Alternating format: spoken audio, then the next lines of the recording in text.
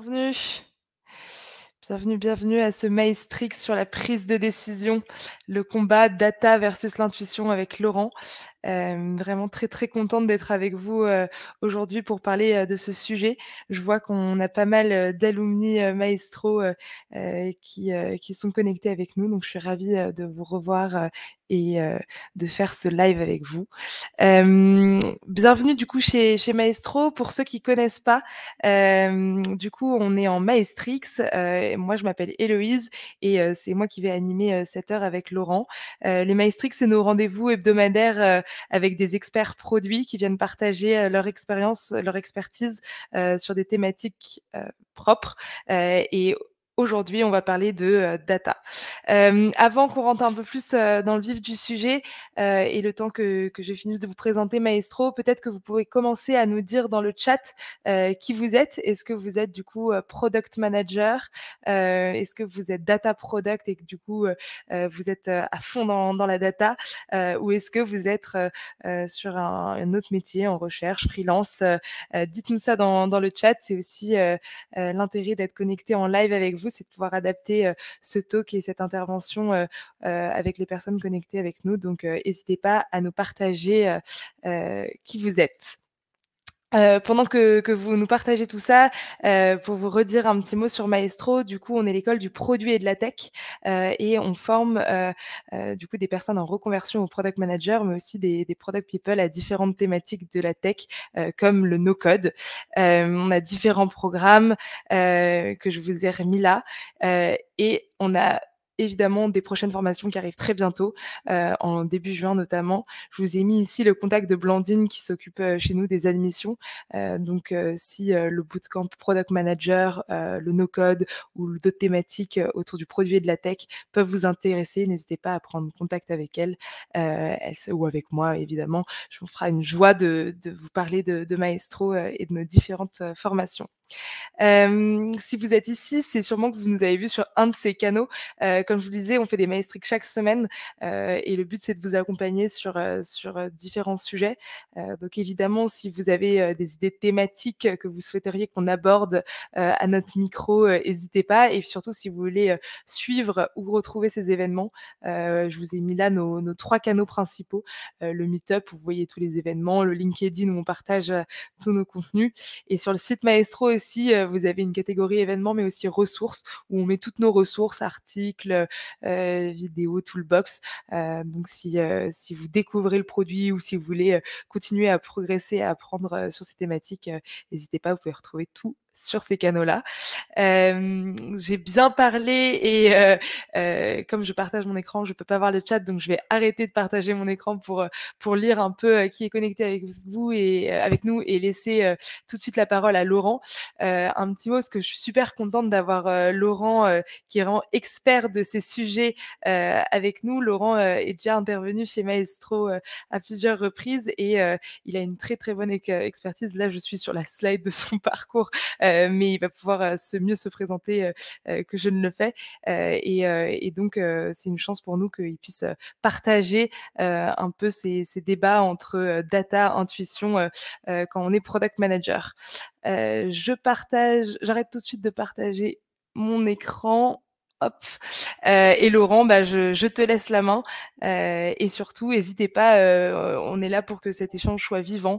Donc surtout, dites-nous dans le chat toutes les questions que vous avez. On aura un temps aussi à la fin de la présentation pour revenir sur plein de points avec Laurent. Okay.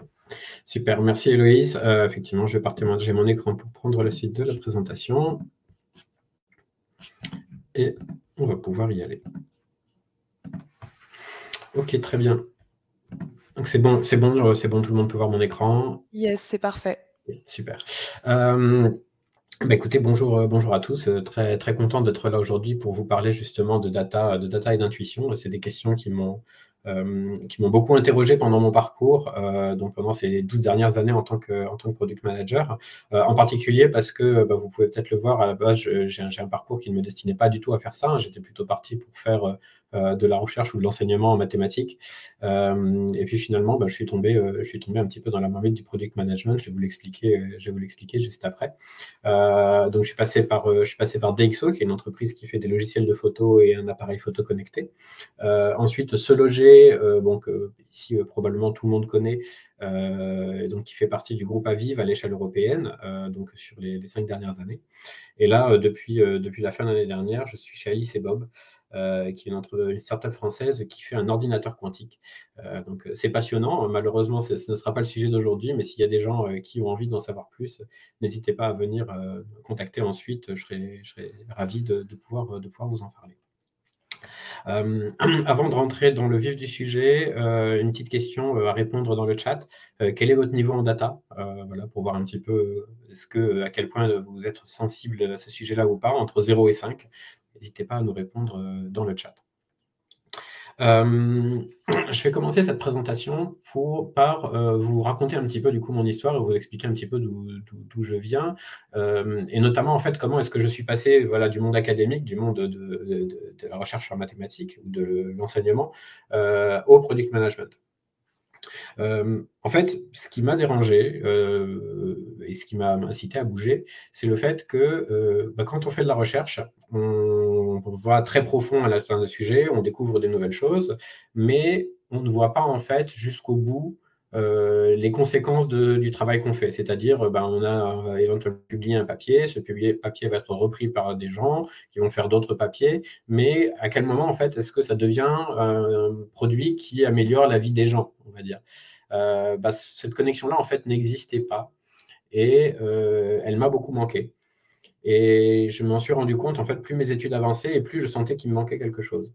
Et donc, j'ai décidé plutôt que d'aller faire un stage de master en labo de recherche, d'aller faire un stage de master en entreprise. Et donc ça m'a permis de découvrir un monde tout nouveau, et notamment le boulot de product manager. Et là, ça m'a permis en particulier de voir que là, effectivement, il y avait cette connexion qui me manquait et que je cherchais, où on fait un produit, on le met entre les mains des gens et il y a des gens qui sont contents ou au contraire qui ne sont pas contents. Mais dans tous les cas, on peut avoir un dialogue, on a du feedback sur ce qu'on a fait et on a cette relation avec les utilisateurs finaux. Ça, c'est vraiment quelque chose qui me manquait beaucoup et que j'ai trouvé. Et donc, c'est pour ça que vous voyez, 12 ans plus tard, je suis toujours product manager. Je ne suis pas revenu exactement à mes premières amours, même si ce que je fais en ce moment en informatique quantique mélange un peu les deux, donc c'est encore mieux. Mais par contre, je suis tombé aussi en venant du monde académique dans des situations auxquelles je ne m'attendais pas vraiment. Et notamment, par exemple, un premier boss qui avait l'air de fonctionner vraiment complètement à l'intuition et avec lequel c'était difficile d'arriver sur un plan rationnel. Et je voudrais vous montrer quelques exemples de discussions qu'on a pu avoir. Donc, par exemple, on allait le voir en lui disant écoute, voilà, il y a nos utilisateurs qui ont tel problème qu'on voudrait régler. Et donc, lui qui a réponse à tout, il nous dit évidemment, les utilisateurs qu'on a ne sont pas les utilisateurs qu'on veut. Ça peut s'entendre. Dans certaines situations, on a envie de pivoter, on a envie d'aller s'adresser à une base différente. Mais par contre, il y avait des réponses sur vraiment toutes les autres suggestions qu'on pouvait faire. Donc, par exemple, on disait, là, on a un sondage qui nous montre qu'il y a 80% de la cible d'utilisateurs, donc les gens qu'on veut toucher, qui ont ce problème que nous, on voudrait régler. Et là-dessus, il va nous répondre, oui, mais ce n'est pas le cas de la majorité silencieuse. Il y a un tas de gens, là, comme ça, des gens, ils ne répondent pas à des sondages, et pourtant, ils ne pensent pas ça, et donc, il faut aussi penser à ces gens-là. Bon, d'accord, donc on va essayer autre chose. Là, voilà, on a essayé la solution que du coup, ils voulaient implémenter, on a essayé d'estimer quels sont les revenus possibles, et on estime que, c'est pas très satisfaisant. Donc là, je ne crois pas à vos chiffres, refaites vos calculs. Toujours la réponse pour obtenir finalement les résultats qu'ils voulaient. Les tests utilisateurs montrent que la solution qu'ils voulaient implémenter n'est pas comprise. Et ça, c'est de notre faute parce qu'on a biaisé le protocole pour avoir les résultats qu'on voulait. Et même si on essaye de demander, par exemple, est-ce qu'on ne devrait pas faire une étude de marché, là, alors vous l'avez peut-être déjà vu, cette citation d'Henry Ford, là où Henry Ford aurait dit que s'il avait demandé aux gens ce qu'ils voulaient, il lui aurait demandé des chevaux plus rapides. Mais donc là, du coup, il l'utilisait pour justifier que ça ne sert à rien d'aller parler aux gens. Et même encore mieux, cette situation-là, elle a été prononcée devant une salle avec quasiment toute la boîte, avec la question qui a été posée. Il a répondu tout simplement: l'étude de marché, c'est moi. Donc vous voyez, un petit peu imperméable, on va dire, à tous les arguments qui pourraient être rationnels. Ça, du coup, ça m'a beaucoup étonné. Je voyais en venant du monde académique où justement, au contraire, on est très carré, on essaye d'avoir les choses les plus justes possibles. Et donc, je me suis retrouvé un petit peu coincé. Je me dis, bon, maintenant, comment est-ce qu'on fait dans cette situation-là? Et là, alors on conseille honnêtement, quand vous êtes dans une accumulation de choses comme ça, il n'y a pas vraiment d'autre solution que de fuir. Il n'y a pas vraiment d'autre solution que de laisser tomber. Là, on tombe dans le domaine de la mauvaise foi. C'est difficile à gérer. En revanche, c'est possible de pouvoir gérer si jamais vous avez une des situations qui sont situées précédemment. C'est-à-dire, par exemple, je montrais sur la première, on veut changer de cible d'utilisateur. Ça, c'est des choses qui sont tout à fait rationnelles, qui s'entendent tout à fait. On n'aura pas le temps de le creuser aujourd'hui, mais si vous voulez en discuter après, évidemment, ça sera avec plaisir. Toujours est-il que moi, en tout cas, de mon côté, c'est vraiment un contre-exemple qui m'a pas mal marqué, qui m'a pas mal incité à changer la manière dont je faisais les choses, dans la manière dont je voulais faire les choses. Et je me suis dit, voilà, je veux faire mieux que ça, et moi, je veux écouter la donnée, je veux, même s'il y a des choses qui ne me font pas plaisir, je veux pouvoir les prendre en compte. Et donc, je vais vous montrer un cas concret dans lequel je faisais ça.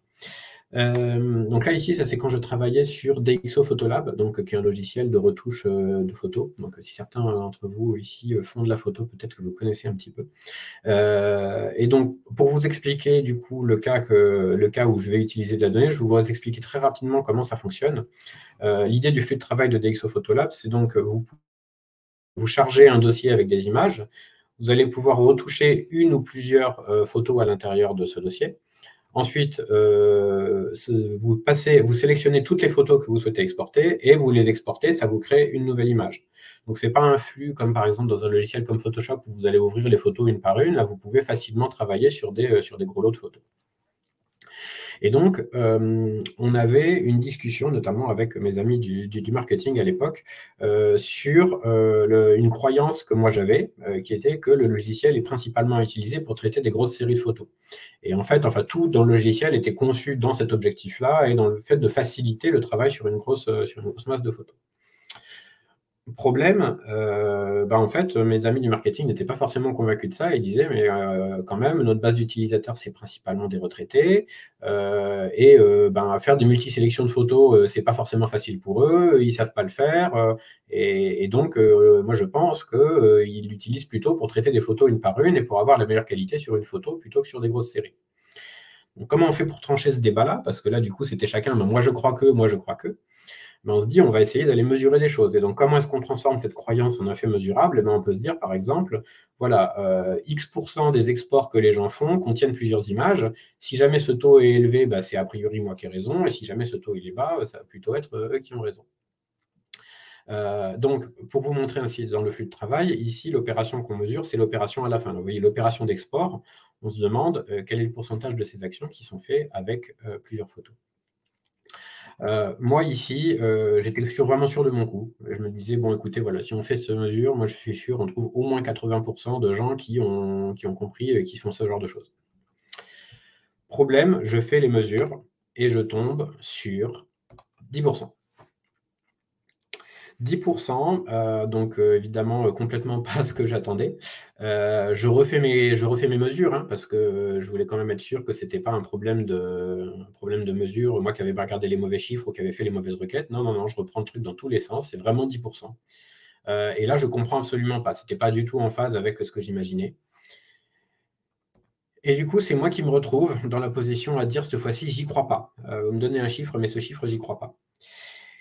Et j'ai bien fait de me dire que j'y croyais pas, parce qu'en fait, en creusant la situation, en essayant de comprendre ce qui s'était passé et pourquoi je n'avais pas ce chiffre que j'attendais, j'ai appris quelque chose sur la manière dont les gens fonctionnaient avec le logiciel. Et en fait, je me suis rendu compte que ce qu'ils faisaient, c'est qu'ils commençaient d'abord par faire un gros export avec plein d'images à l'intérieur. Et ensuite, il faisait un tas de petits exports avec une seule image où en fait, il reprenait sur des détails les photos qu'ils avaient faites dans le gros export. Donc là, ici, vous voyez, les gens se servent quand même effectivement de la capacité de traitement par l'eau. Ils se servent de la possibilité d'exporter des gros lots d'images en même temps. Mais par contre, derrière, ils vont aller faire des petites retouches et du coup, ça génère un tas d'exports qui me faussent complètement ma moyenne. Là, ici, vous voyez, il y a bien seulement un export sur 10 qui est fait avec beaucoup d'images et pourtant, ce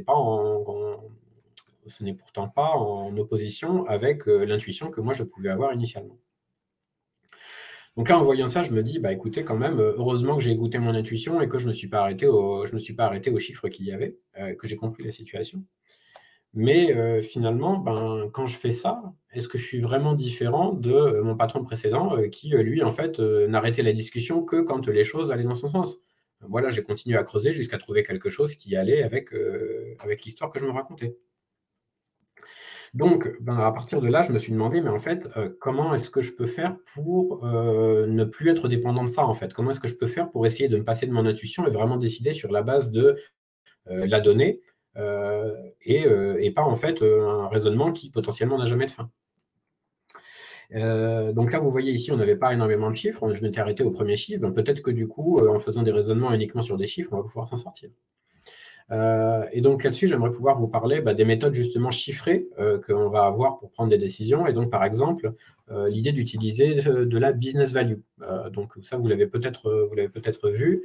Donc l'idée, c'est de se dire sur une user story, on va essayer d'estimer la valeur qu'elle apporte selon la suite de Fibonacci. La suite de Fibonacci, exactement comme vous pouvez le faire quand vous estimez la charge qu'une user story va représenter. Donc 1, 2, 3, 5, 8, etc. Il y a d'autres méthodes qui sont possibles aussi. Là, ça c'est donc avec Fibonacci. Il y a aussi des frameworks comme par exemple Rice qui vont vous permettre de déterminer un score qui va déterminer la valeur d'une user story. À la limite, peu importe vraiment la manière dont on détermine ce score exactement, il est possible en tout cas de mettre un score. Et quel est le problème quand on utilise ce genre du coup de raisonnement? Là, je vais vous montrer sur un cas concret ce qui peut arriver. Cet exemple-là, je le crédite à Moira de Groot qui du coup nous l'avait présenté dans un meet-up que j'avais fait, qu'elle avait organisé, qui était vraiment très très bien. Donc si ça vous intéresse de regarder un peu ce que fait Moira, n'hésitez pas à aller regarder son profil. Et donc, l'exemple que Moira nous avait présenté, c'était de dire, écoutez, voilà, on va essayer de prioriser le rituel du matin. Donc, ça, c'est quelque chose, normalement, que tout le monde peut s'imaginer. Et donc, on va essayer de lister toutes les tâches qu'il y a besoin de faire entre le moment où on se lève et le moment où on arrive au boulot.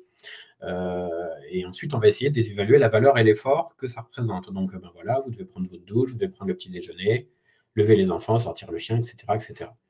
Si jamais vous listez ça tout bout à bout, normalement, vous arrivez à un rituel qui va prendre quelque chose comme 2 heures à peu près. Et là, ensuite, on introduit un élément de perturbation. On va dire, tiens, le réveil n'a pas sonné. Et là, maintenant, on n'a plus que 30 minutes pour faire tout ce qu'on faisait avant. Qu'est-ce qu'on fait? Et donc là, on essaye de faire de la priorisation du coup par rapport qualité-prix. Donc, on va se dire, on va reprendre la liste qu'on avait fait avant, on va regarder combien ça coûte et combien ça nous rapporte, et on va prendre uniquement les choses qui ont le plus de valeur dans la limite des 30 minutes. Le problème quand on fait ça, c'est qu'on tombe sur des absurdités, comme par exemple le fait que cette priorisation, elle va éliminer des choses comme habiller les enfants, parce que ça prend du temps et parce qu'on n'avait pas évalué une valeur, on va dire, suffisante pour cet item-là. Et pourtant, je pense qu'on se rend bien compte que dans la vraie vie, on ne va pas non plus arriver à l'école avec les enfants qui ne sont pas habillés. On va tout trouver un moyen de faire autrement, mais on va quand même arriver à les habiller. Et donc, je trouve que c'est intéressant parce que cet exemple-là, en fait, il montre que si on se repose uniquement sur l'issue d'un processus avec des chiffres qu'on a voulu, on va dire, d'une certaine manière objectif, qu'on a voulu éliminer toute subjectivité, toute intuition, entre guillemets, du process, on peut arriver sur des choses qui sont complètement absurdes. Là, ici, c'est évident parce que c'est un exemple de la vie quotidienne, on peut bien se représenter, mais quand on est en train de concevoir un produit, c'est pas toujours si simple en fait. Le fait qu'une décision comme ça, que ne pas faire quelque chose ou au contraire faire quelque chose va être absurde, on ne s'en rend pas forcément compte tant qu'on ne l'a pas fait. Et donc, pour moi, ça montre bien qu'on ne peut pas et qu'on ne doit pas non plus supprimer l'esprit critique. On doit toujours être capable de regarder ce que donne un process de décision et se dire, est-ce qu'on y croit? Est-ce que ça nous raconte une histoire à laquelle on croit? Et le problème de ça, c'est que c'est pas un processus qui a forcément une fin. Si vous voulez, si vous avez une décision qui se fait à partir d'une liste, voilà, priorisée avec un score, ben voilà, la décision elle est prise, c'est bon, on ne discute plus, c'est fini. Si on discute, potentiellement, c'est infini, comme l'exemple que je vous montrais précédemment. Donc, comment on fait pour avoir d'un côté de la donnée, mais d'un autre côté aussi d'arriver à décider, d'avoir arrivé à un processus qui converge? La solution, elle vient de quelque chose, je pense, qui est un petit peu difficile à accepter. C'est le fait que malheureusement, on va toujours prendre des mauvaises décisions. Même quel que soit, on va dire, le temps qu'on prend pour préparer, pour essayer de s'imaginer qu'est-ce qu'on devrait faire, il y a forcément un moment où on va prendre des mauvaises décisions. Et c'est pas forcément grave. C'est pas forcément grave parce que si vous regardez ce que dit Jeff Bezos notamment, il vous explique qu'il y a 2 types de décisions que vous pouvez prendre dans la vie, enfin en tant que product manager et de manière générale. Il y a des décisions qui sont irréversibles et des décisions qui sont réversibles. Donc une décision irréversible, ça va être, voilà, par exemple, vous voulez vendre une part de l'entreprise, une fois que vous avez pris cette décision-là, vous ne pouvez pas revenir en arrière. Donc là, il vaut mieux pas faire n'importe quoi. Par contre, une décision comme, par exemple, ajouter une fonctionnalité, ça, vous pouvez complètement revenir en arrière. Ça ne vous engage finalement qu'assez peu, et vous pouvez très bien décider, c'était une mauvaise idée, on arrête, on revient en arrière. Et donc, comme vous le voyez, une décision irréversible, là, on va faire très attention avant de la prendre. On va essayer de bien étudier toutes les possibilités, de bien être sûr que c'est bien ça qu'il faut faire. Une décision réversible, finalement, il y a moins d'enjeux là-dedans et on va donner plus de priorité au fait de décider rapidement. Et donc, ça change pas mal les choses parce que si vous réfléchissez, en tant que product manager, la plupart des décisions qu'on prend quand même, c'est des décisions qui sont réversibles. C'est des choses sur lesquelles on peut revenir, des choses qui vont vraiment être très engageantes, il n'y en a pas tant que ça. Et en général, de toute façon, quand il y en a, on les prend souvent pas seuls.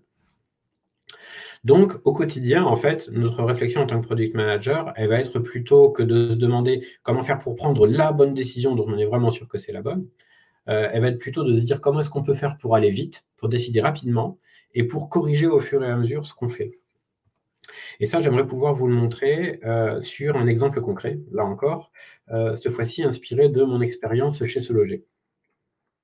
Donc, pour vous donner un petit élément de contexte d'abord, avant de vous donner la situation, donc le cas se passe donc sur la liste de résultats de Se Loger. Donc là, ici, vous êtes sur Se Loger. Voilà, vous avez fait une recherche donc pour un appartement sur Chambéry.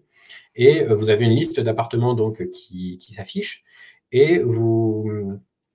Mais vous avez aussi la possibilité de voir sur une carte. Là, vous voyez sur le côté, vous avez 330 biens à voir sur la carte. Donc, quand vous cliquez là-dessus, vous arrivez du coup sur une carte qui vous montre la situation des biens. Mais vous remarquerez peut-être que en haut à gauche, vous avez moins de biens sur la carte que sur la liste. Vous en avez 399 sur la liste et vous n'en avez que 330 sur la carte. Ça, c'est un problème qui est dû au fait que les agences immobilières n'envoient pas forcément à Se Loger les coordonnées des biens. Et donc, ça fait qu'on n'est pas capable de placer tous les biens sur la carte. Ça, évidemment, c'est un problème qu'on aimerait pouvoir résoudre. Et donc, il peut arriver qu'un stakeholder débarque et vienne nous dire écoute, moi, je sais ce qu'il faut faire parce que les agents immobiliers, ils adorent être en haut de la liste de résultats avec leurs annonces. Et donc, du coup, il faut dire que si jamais ils nous envoient l'adresse de l'annonce, on va les mettre plus haut dans la liste et donc, du coup, ça va résoudre notre problème. Très bien, pourquoi pas, ça vient d'une observation réelle, mais du coup, c'est directement une solution. C'est directement une solution au problème et ce n'est pas forcément la seule chose qu'on pourrait faire. Et donc, ça, c'est un mécanisme qui est vraiment très utile. Enfin, là, on parle de data ici aujourd'hui, mais en fait, de manière générale, le mécanisme que je vous montre, c'est quelque chose que vous pourrez vraiment réutiliser un peu tout le temps, en particulier quand vous avez des gens qui sont un peu insistants sur des solutions. En fait, d'arriver à recadrer la discussion et de s'éloigner un petit peu de ce qu'on appelle les outputs, donc les choses qu'on va produire. Et d'essayer de revenir plutôt sur des outcomes qui vont être des changements concrets qu'on essaye d'amener à des utilisateurs. Comment est-ce que ça marche dans ce cas-là précis? Ici, vous voyez, on a un output qui nous a été proposé. On a dit, voilà, il faudrait qu'on classe mieux les annonces qui sont localisées. Et en fait, cet output, c'est quelque chose qui va permettre d'obtenir un outcome qui est des annonces mieux localisées et donc, du coup, plus de contenu sur la carte pour les utilisateurs au final. Et vous voyez en fait ce mécanisme-là de dire, bon, ben voilà, on part d'une solution et on remonte vers un objectif qu'on cherche à atteindre, ça, c'est ultra puissant. Parce qu'une fois qu'on a fait cette mise en contexte, ben, on peut se rendre compte que si notre but est d'avoir des annonces qui sont localisées, en fait, il y a plein d'autres choses qu'on peut faire. Peut-être qu'on peut dire, ben, tiens, on va essayer d'extraire l'adresse de la description automatiquement pour pouvoir peupler la carte automatiquement. Peut-être qu'il faut former les agents parce que, en fait, ils ne savent pas comment faire pour nous donner les adresses. Peut-être qu'il faut mettre plus en avant la carte dans l'expérience et ça leur donnera plus envie d'être dessus, etc., etc. Et là, vous voyez, finalement, en très peu de temps, on est passé de bah, tiens, voilà, c'est ça qu'il faut faire, à une vue beaucoup plus large de quel est le problème qu'on essaie de résoudre et quelles sont toutes les solutions qu'on pourrait y apporter. Et on peut même rajouter encore plus de structure à cette manière de faire les choses, en utilisant ce qui s'appelle un Opportunity Solution Tree. Donc ça, vous connaissez probablement, ou pas d'ailleurs, je ne sais pas, mais en tout cas, c'est un outil qui est de plus en plus standard dans les équipes produits. Donc moi, la manière dont j'aime bien le formuler, c'est d'essayer en fait de le poser un peu comme une question, là ici, comme vous le voyez, de se dire, imaginons qu'on a un agent immobilier en face de nous et on lui demande pourquoi est-ce qu'il ne localise pas ses annonces. On essaye de lister les raisons qui sont possibles. Donc, il y a plusieurs raisons. Voilà, il pourrait être parce qu'il ne voit pas l'intérêt de faire ça. Auquel cas, on va aller pousser des solutions du type, effectivement, on va créer un intérêt parce qu'on va dire, voilà, ton intérêt, c'est que tu vas être mieux classé dans la liste. Ou alors, on va mettre en avant la carte parce que là, du coup, l'intérêt, ça sera, écoute, je suis présent, enfin, je vois immédiatement le bénéfice parce que la carte arrive en premier dans l'expérience. Ou alors, peut-être que c'est parce que les agents ne savent pas faire. Dans ce cas-là, effectivement, ça va être de la formation. Peut-être que ça va être parce que ça leur prend trop de temps de faire ce travail-là. Là, ici, vous voyez, je mets un point d'interrogation parce que ça peut être aussi une hypothèse. On n'est pas obligé de mettre uniquement des choses dans cet arbre dont on est sûr. On peut aussi placer des choses qui sont des hypothèses et essayer d'aller ensuite faire des expériences pour savoir si ces hypothèses sont vraies ou ne sont pas vraies. Mais dans l'hypothèse, en tout cas, où ça serait vrai, effectivement, si jamais ça leur prend trop de temps de le faire, peut-être qu'on peut imaginer un mécanisme automatisé qui va aller le faire pour eux. Et enfin, et surtout, dernière chose, là, ici, j'ai listé des choses qu'on s'imagine, mais surtout, quand on fait de la recherche et quand on va effectivement poser la question à des agents, on se rend compte que, en fait, il y a un autre facteur qui joue énormément, qui est que, en fait, les agents, ils ne veulent pas le faire.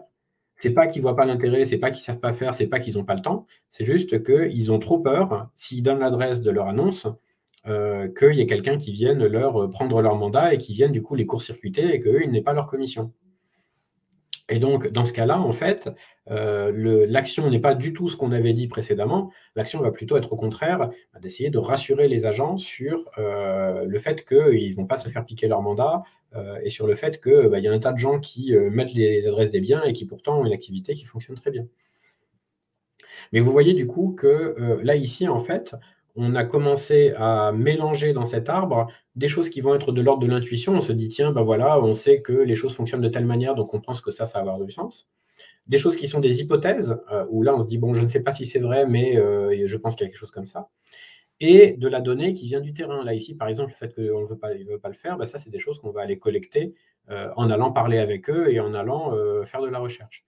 Et vous voyez que toute cette donnée-là commence à s'agréger dans un arbre qui vous montre la situation. Vous pouvez même encore rajouter de la donnée supplémentaire en disant, par exemple, tiens, voilà, quand on est allé vraiment poser les questions, on est capable de dire de manière quantitative qu'il y a tant de pourcents des agents qui sont plutôt touchés par tel problème, tant de pourcents des agents qui sont plutôt touchés par tel autre, etc. etc. Et j'espère que vous voyez en fait en quoi ce genre de structure-là est très supérieure à une priorisation qui va se faire à plat avec un score, parce que là, ici, on comprend vraiment ce qui se passe. On comprend la raison pour laquelle les agents se comportent d'une certaine manière, et on comprend pourquoi est-ce qu'on va aller prioriser plutôt telle ou telle chose. Versus, si on avait juste listé les idées qu'il y a là, déjà probablement on en aurait raté. Et puis ensuite, le score ne nous aurait pas forcément vraiment permis de comprendre pourquoi est-ce que c'est telle solution qui va sortir en haut plutôt que telle autre.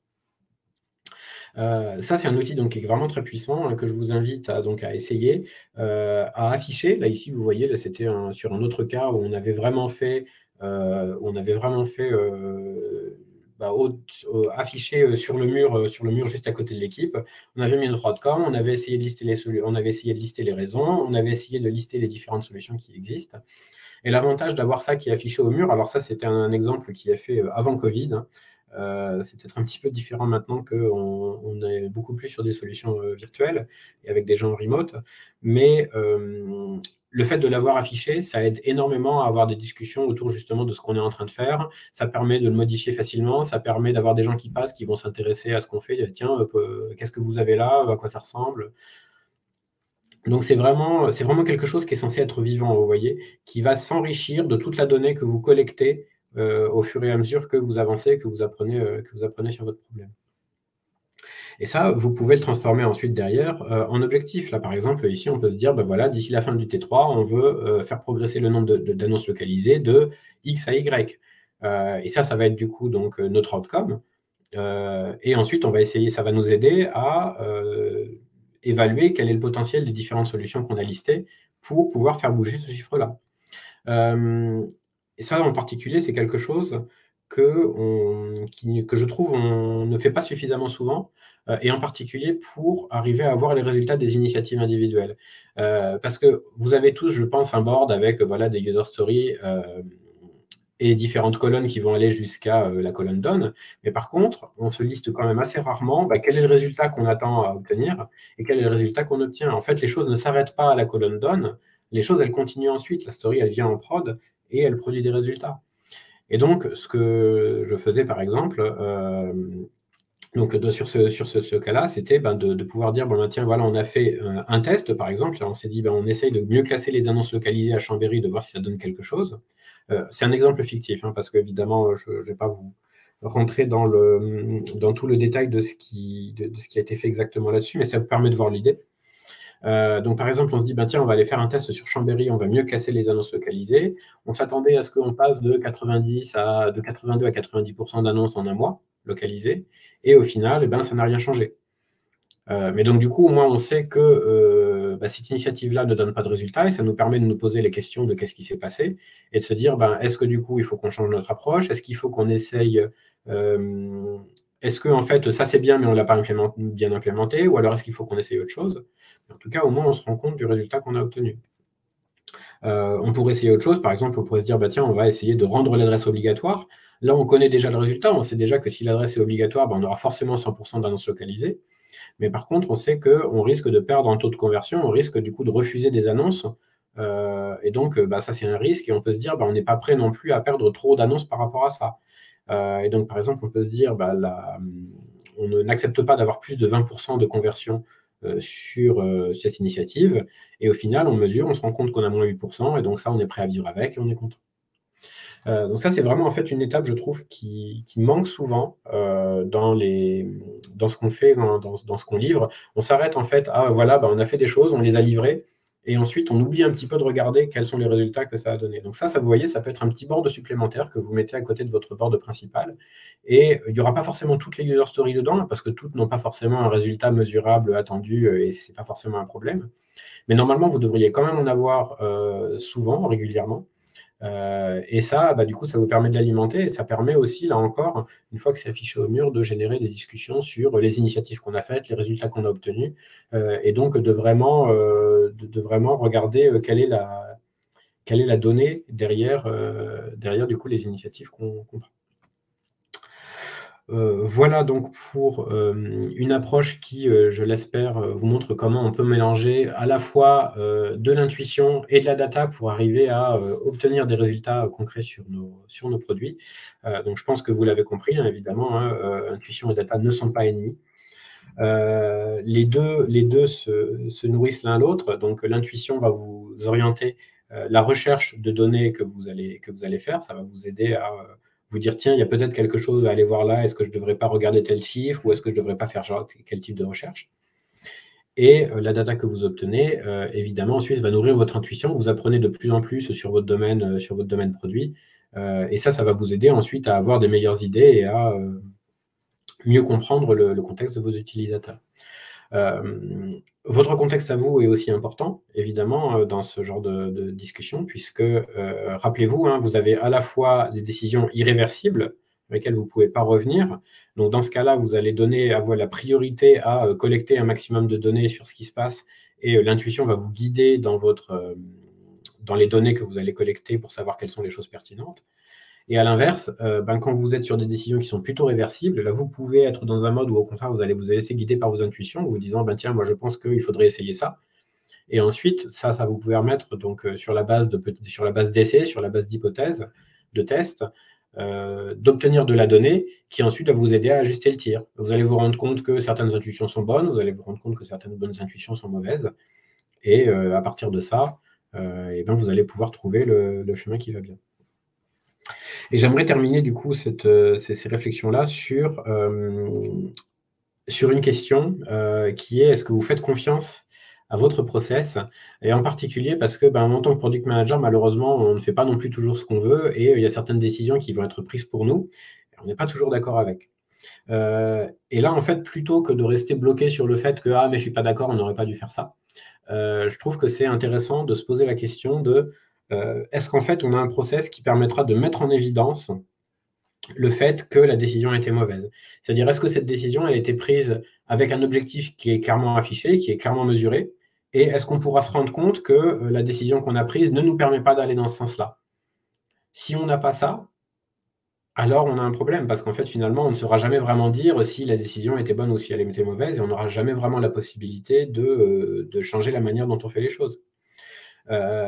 Et il y a aussi, je pense, un travail à faire sur soi-même, parce que, en fait, des fois, il y a des décisions qu'on trouve mauvaises, et puis en fait, on est obligé de se rendre compte que en fait, c'était nous qui avions tort, et que la décision, en fait, elle était bonne. Donc, il y a aussi une question d'attitude pour nous-mêmes.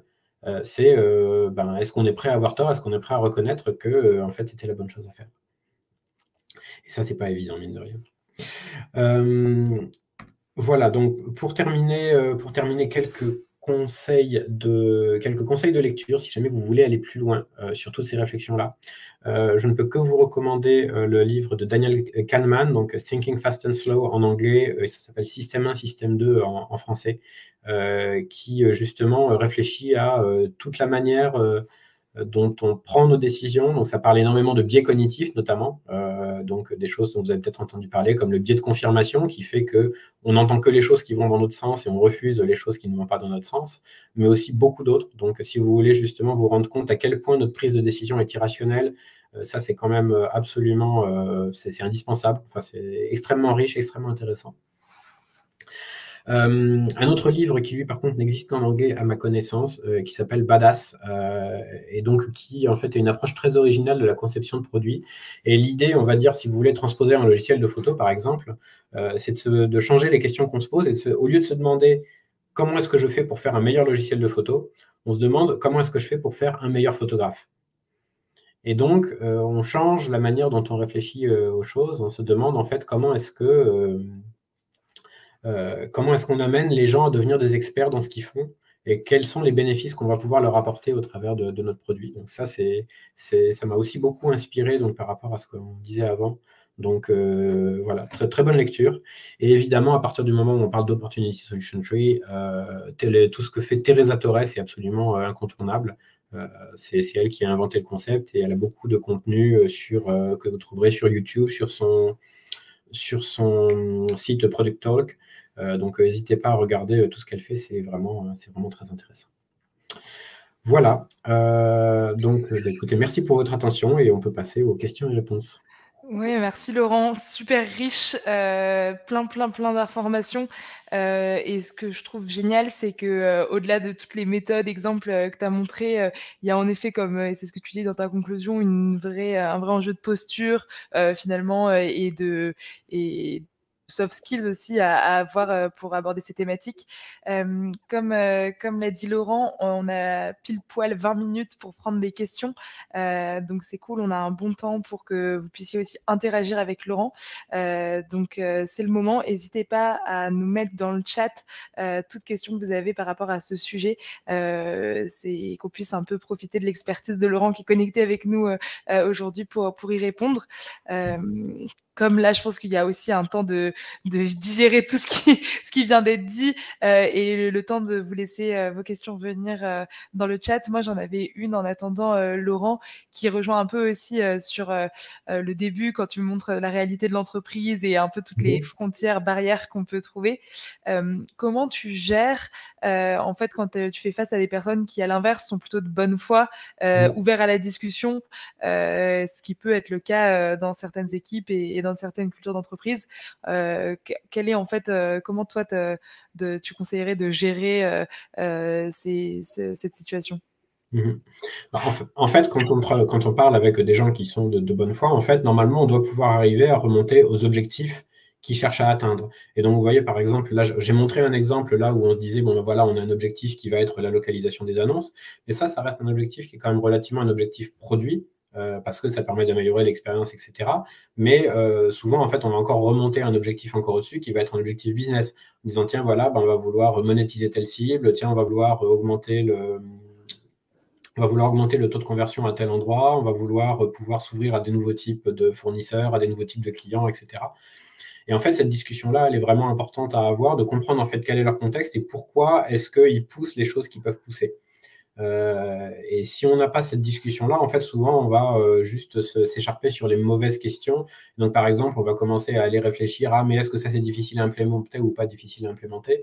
Et c'est pas forcément la bonne discussion à avoir dès le début, en fait. Le mécanisme que je montrais précédemment, tu vois, de dire, ben, tiens, tu pars de on devrait faire ça, quel est le problème qu'on devrait, tu vois, le fait de remonter, redescendre, ça, c'est le mécanisme de base pour les discussions avec les stakeholders, pour les discussions aussi avec les clients. Qui aussi vont demander des choses.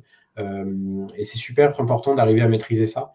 Et ça passe justement, notamment par de la curiosité, d'essayer de bien comprendre en fait quel est le contexte des gens qu'on a en face. Parce que souvent, leurs remarques et leurs envies, elles sont légitimes en fait. On exclut évidemment le cas de la mauvaise foi. Il y a quand même, il y a toujours un contexte, il y a toujours des raisons et c'est intéressant d'aller les chercher. C'est aussi une sorte de discovery en fait. Ouais. On parle de discovery auprès des users, ça peut être de la discovery auprès des stakeholders aussi. Mais du coup, tu vas te retrouver avec plein de problèmes remontés. Et là, du coup, comment aussi tu fais pour prioriser parmi tous ces problèmes remontés? Comment tu sais un peu vers quoi t'orienter en priorité? Alors là-dessus, le mieux, c'est quand même en général quand il existe une stratégie qui est bien définie à l'échelle de l'entreprise, avec certains objectifs stratégiques qui vont avoir été définis à l'avance et sur lesquels on pourra s'appuyer, parce que effectivement, il y a toujours plein de choses qu'on peut faire, mais finalement, normalement, une bonne stratégie, elle dit quand même dans quelle direction on est censé aller, qu'est-ce qu'on est censé explorer, qu'est-ce qu'à l'inverse, on n'est pas censé explorer. Donc déjà, regarder l'alignement avec la stratégie, ça permet d'éliminer quand même un certain nombre de choses. Et puis après, ça permet aussi, on peut aussi regarder quand, par exemple, il y a une suggestion qui est faite, des fois, ça va être justifié en disant, tiens, voilà, ça pourrait nous permettre de résoudre tel problème, tel problème, tel problème. Mais en général, ça n'y contribue pas de manière égale. C'est-à-dire à certains problèmes qui vont ça va contribuer de manière forte à un problème et de manière mineure à d'autres choses. Et donc là, à ce moment-là, on peut se dire, tiens, l'impact, il a l'air d'être plutôt là-dessus. Alors, est-ce que c'est ça qui est important à résoudre? Oui ou non? Ouais, c'est comme ça que toi, en tout cas, tu priorises chez Alice et Bob. Ouais. Oui, après, chez Alice et Bob, c'est encore autre chose. Chez Alice et Bob, tu vois, chez Alice et Bob, je me suis donné un objectif, c'est un peu l'équivalent d'une North Star. Je n'ai pas utilisé exactement le formalisme North Star métrique, mais c'est en tout cas un objectif qu'on cherche à atteindre et qui, en fait, finalement, me permet je passe au filtre, en fait, toutes les décisions que je veux prendre en me disant, est-ce que ça m'aide à atteindre cet objectif-là? Trop bien. Merci. Je vois qu'en plus, ça a fait naître plein de questions dans le chat, donc je vais te les lire. Il y a Pauline qui demande comment faire avec un boss qui ne passe que par son intuition, pour le coup, et qui n'écoute pas, si on veut pas dire amen. Est-ce que toi, tu as déjà vécu cette situation? Un boss qui ne passe, pardon, Qui ne passe que par son intuition et qui n'écoute pas. C'est un peu ce que je disais dans l'intro, c'est-à-dire que quand, moi, j'avais vraiment tout essayé, tous les angles d'approche possibles, et il n'y avait rien qui marchait. À un moment, j'ai fini par jeter l'éponge. J'ai fini par jeter l'éponge parce que c'était impossible. Quand tu dis jeter l'éponge, c'est partir ou c'est laisser tomber le combat? En fait, alors oui, finalement partir, mais après, t'as quand même, c'est pas une conclusion à laquelle tu arrives immédiatement quand même. Tu vas essayer un certain nombre d'approches et en particulier, c'est un peu celle que j'ai listée justement. Tu vois, d'aller regarder les différents arguments, d'essayer d'arriver quand même avec des arguments factuels et de voir du coup lesquels peuvent marcher, lesquels peuvent pas marcher. Normalement, le cas dans lequel il n'y a absolument rien qui marche, c'est un cas qui est un peu extrême. Oui. Mais en tout cas, je pense que les exemples que je donnais dans la présentation sont des bons exemples justement de dire voilà, on va essayer de regarder, de revenir au niveau des problèmes que les utilisateurs peuvent rencontrer, des données factuelles qui nous montrent que ça existe effectivement, de faire des tests de ce qui a été proposé et de pouvoir montrer, là encore pareil avec de la donnée factuelle, que non, en fait ça marche pas, ça n'a pas de potentiel, on pense qu'on devrait plutôt faire ça, mais d'arriver à bien à bien argumenter les choses qu'on propose, de venir en fait avec des choses qui soutiennent, parce que sinon effectivement ça va être opinion contre opinion et c'est toujours la personne la mieux payée qui gagne quand c'est comme ça. Ouais. Pauline, voir si en interne c'est transposable toutes les astuces qu'a donné Laurent dans sa presse pour ta situation. Ouais. Ouais. Excuse-moi, du coup, ce que je donne là, c'est une réponse qui est assez générale, mais après, évidemment, ça va dépendre des cas particuliers. Donc voilà, si vous avez un cas particulier comme ça, que vous voulez discuter pour rentrer un peu plus dans les détails, n'hésitez pas, je suis facile à trouver sur LinkedIn et je serai content d'en discuter. Trop sympa, merci Laurent. On a aussi une question de Maxime qui dit est-ce que selon toi, le PM, il doit uniquement savoir lire et interpréter la data pour prendre les bonnes décisions? Uniquement, c'est-à-dire? Maxime, si tu veux nous détailler, j'imagine peut-être, est-ce que il doit, par rapport à des boîtes où il y a des data analysts, des data scientists, ou est-ce que du coup le PM, il peut le... Est-ce que c'est uniquement la responsabilité du PM du coup? Voilà, moi je le lis comme ça, mais Maxime, dis-nous dans le chat évidemment pendant que Laurent commence à répondre. Voilà, il dit exact, c'est ça. Ouais. En tout cas, moi, ce que j'ai vu, c'est qu'effectivement, avoir des data analystes qui peuvent bosser pour nous, c'est quand même, ça permet en fait d'aller beaucoup plus loin que les analyses qu'on peut faire en tant que PM, parce que malheureusement, on n'a pas que ça à faire dans la journée d'analyser des données. Même si moi, évidemment, en tant qu'ancien matheux, ça me plaît bien. Et le fait d'avoir des gens en fait qui vont pouvoir nous aider, ça c'est quand même bien. Mais du coup, c'est quand même nous qui allons cadrer en fait, quelles sont les études qu'on voudrait faire, quelles sont les choses qu'on voudrait apprendre. Et ensuite, derrière, après, normalement, au data analyst de pouvoir faire l'exploration sur la base du briefing qu'on va donner. Ça peut arriver aussi que les data analysts nous amènent des choses qu'ils ont vues par eux-mêmes. Donc ça, évidemment, c'est encore mieux. Mais à minima, en tout cas, ça doit venir de nous en tant que PM, de se dire, tiens, voilà, j'aurais besoin d'avoir tel type d'information pour pouvoir prendre la bonne décision. C'est quand même vraiment utile de pouvoir faire ces analyses soi-même aussi, parce que même quand on a une équipe de data analystes, souvent, ces data analystes, ils ont eux-mêmes un backlog. Le temps entre le moment où on fait une demande et le moment où on a effectivement la réponse à la question qu'on se posait, savoir un minimum manipuler la donnée, savoir un minimum aller chercher les choses soi-même, c'est quand même vraiment utile. Ouais. Complètement. Et je sais que c'est un débat, à titre personnel, quand on était dans la construction du programme Maestro sur le SQL, parce qu'il y a beaucoup d'intervenants data product qui prônent de savoir gérer le SQL, et à l'inverse, il y en a d'autres qui disent ah non mais moi en 20 ans de product, j'ai jamais fait de SQL. Et en fait, c'est vrai que ça dépend un peu aussi. J'ai l'impression des ressources à dispo, mais comme tu dis, je pense que on n'est jamais autant indépendant et efficace que si on arrive aussi à traiter la donnée par soi-même. Donc, je te rejoins sur ce point-là. On a pas mal de questions. On avait une question aussi de Didier qui disait en B2B, quand tu as un nombre limité de clients ou de prospects, comment tu fais pour aller au-delà du simple déclaratif et de l'expression d'intérêt de user alors qu'on a peu de data dispo? Alors, en B2B, de toute façon, tu as toujours plusieurs possibilités. C'est-à-dire que globalement, tu as le quanti et le quali. Le quanti, évidemment, ça nécessite d'avoir un nombre d'utilisateurs suffisant. Et donc, si jamais tu es en particulier un tout début, là, tu vois, par exemple, moi, c'est ce qui m'arrive en ce moment chez Alice et Bob. Pour l'instant, on est sur l'ordinateur quantique, c'est une techno qui est encore extrêmement jeune. Et justement, c'est mon boulot chez Alice et Bob de faire en sorte qu'on puisse avoir des premiers utilisateurs. Donc aujourd'hui, la donnée quanti d'utilisation, on en a très peu. Et donc, en fait, on se repose sur du quali à la place. Et donc, c'est là que la relation avec les utilisateurs va être très importante. Et d'avoir des gens à qui on peut parler facilement, à qui on peut aller poser des questions, sur lesquels on peut aussi essayer de regarder quel est l'usage qu'ils font sur d'autres types de produits. Parce que des fois, par exemple, là, en l'occurrence, dans notre cas, sur l'ordinateur quantique, il y a des entreprises qui sont plus avancées sur l'ouverture de la matériel à l'extérieur. Et donc, du coup, il y a des gens qui ont déjà des expériences et donc qui peuvent nous raconter. Donc, effectivement, quand on n'a pas beaucoup de quanti, il faut se ramener sur du quali. Et ensuite, avoir une bonne relation avec les utilisateurs. Et notamment, j'espère que tu peux aller leur parler directement. Parce que des fois, il y a des barrières qui vont se mettre en place, soit au niveau de la boîte en interne, soit au niveau de l'autre côté, où on va avoir que le sales en face et il ne va pas vouloir passer la personne qui s'en sert réellement. Donc voilà, faut arriver à gérer ces barrières-là. Merci. On a une question aussi de Vincent qui dit: est-ce que tu aurais des exemples ou des astuces pour identifier une décision irréversible versus réversible lorsque c'est pas aussi tranché que vendre une partie de la boîte? En fait, de manière générale, c'est essayer de se demander justement qu'est-ce qui se passe. Qu'est-ce qui se passe si on prend cette décision et qu'on veut revenir en arrière? Et d'essayer d'arriver à lister concrètement les choses qui pourraient mal se passer. Et de se dire est-ce qu'on est prêt à vivre avec ça ou pas.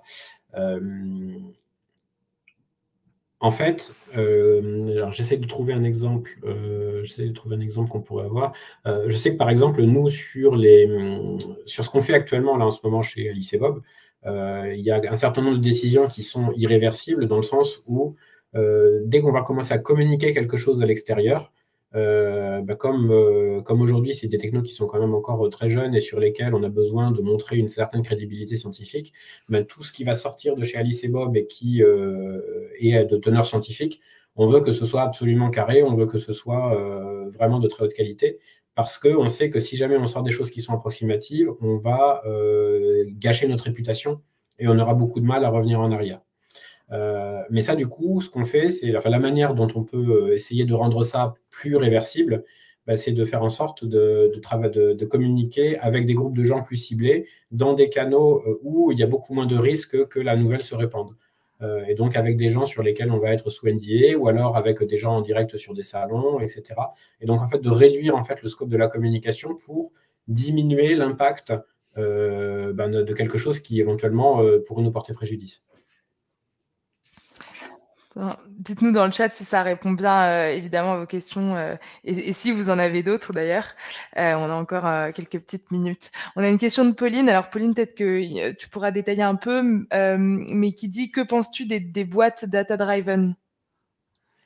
Alors, le data-driven, c'est un très grand terme. En fait, on peut mettre un petit peu ce qu'on veut dedans. Je faisais la distinction, justement, je donne aussi du coup le cours de Product Data donc chez Maestro. J'ai donné la promo 15. Il y a peut-être d'ailleurs des gens de la promo 15 qui auront reconnu certains exemples que j'utilisais d'ailleurs. Je faisais en fait la distinction entre data-driven et data-informed. Et donc pour moi, data-driven, c'est plutôt le mode dans lequel on va dire, voilà, on a une règle fixe et on prend des décisions uniquement selon cette règle fixe. Donc un peu le mode que je montrais où voilà, on a un score et du coup on prend la décision par rapport à ce score, versus data informed où on a quand même collecté de la donnée, on a quand même des infos factuelles qui nous permettent de prendre de la décision, mais par contre on se donne quand même le droit de faire les choses différemment parce qu'on pense que ça devrait être fait dans tel ordre et d'ajuster en fait ce que va pouvoir dire donc c'est plutôt, je le verrais plutôt dans ce sens-là. Et donc si on dit data driven dans le sens je vais prendre vraiment strictement uniquement par rapport à de la donnée, je pense que c'est dangereux pour les raisons que j'ai expliquées. Voilà, moi j'ai tendance à préférer être data informed, même si c'est vrai que c'est pas toujours plus facile à gérer. Ouais. Bon, super clair. Est-ce que vous avez d'autres questions, d'autres points que vous voulez aborder sur les quelques minutes qui nous restent? On a Vincent qui dit merci pour l'exemple concret avec Alice et Bob. Pauline qui dit aligné avec toi, merci pour ton retour. Donc trop cool. Je vous laisse une minute pour encore écrire des questions et sinon on va pouvoir aller déjeuner. On a Belinda qui est en train de taper. Belinda, je te laisse poser ta question.